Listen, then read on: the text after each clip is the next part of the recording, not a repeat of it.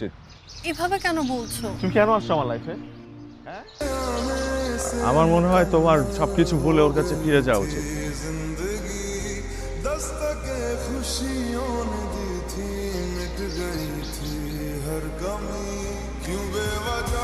আর আমার এটাও মনে হয় যে আজকের পর থেকে আমাদের কথা বলা বন্ধ করে দেওয়া উচিত। এভাবে কেন বলছো? তুমি কেন আসছো আমার লাইফে? হ্যাঁ, কেন আসছো আমার লাইফে? তুমি তোমার সাথে আমার দেখাই বা কেন হলো?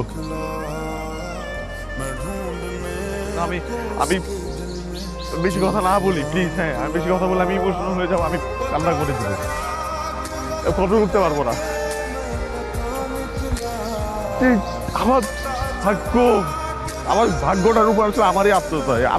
আমার সাথেই কেন? ওয়াই? প্লিজ তুমি একটু শান্ত হও, একটু। 2 দিন যাবো আমি ঘুমাইতে পারি না। আজে বাজে স্বপ্ন দেখি, আমার দম বন্ধ হয়ে আছে, আমি কিছু খেতে পারি না। তুমি এগুলো বুঝবা না। তুমি বুঝবা কিভাবে? তুমি শুধু নিজের প্রয়োজনটা বোঝো। একটা মানুষ দিনের পর দিন তোমার সাথে কোনো স্বার্থ ছাড়া আছে, কিন্তু তুমি এই মানুষটাকে তো একটা বারও ভাবলে না। Sorry. Please don't say sorry please.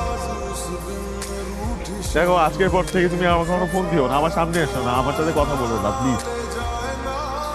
তোমার লাইফ নিয়ে তুমি থাকো, আমার লাইফ নিয়ে আমাকে থাকতে দাও।